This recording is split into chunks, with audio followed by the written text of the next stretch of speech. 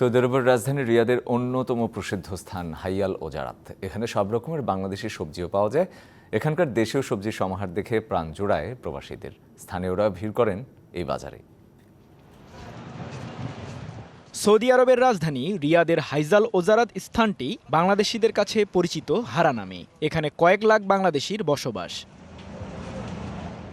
তারা নিত্য প্রয়োজনীয় সবজি ক্রয় করতে হারাতে প্রতিদিন দুপুর 2টা থেকে রাত 8টা পর্যন্ত ভিড় জমান।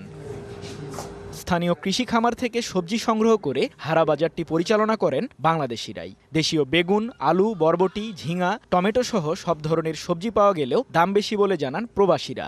হারা থেকে খুবই কম দামে কিনতে পারতেছি এবং কি টাটকা টাটকা সবজি পাওয়া যায়। এখানে খুবই সীমিত মূল্য আমাদের কাছে বিক্রি করা হয়। সৌদি আরবে আপনার এই যে পটল, কারকল, দেশি আলু, পেঁয়াজ, মানে অনেক সবজি এটি সৌদি আরবে পাওয়া যায়, কিন্তু অনেক দাম। বাংলাদেশ থেকে এনে প্রবাসীদের মাঝে কম দামে সবজি বিক্রি করতে দূতাবাস ও সরকারের সহযোগিতা চেয়েছেন ব্যবসায়ীরা।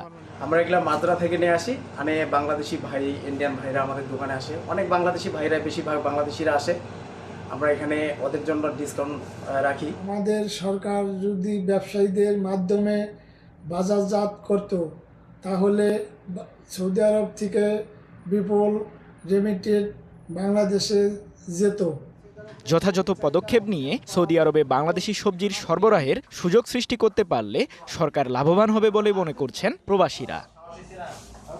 DBC news desk.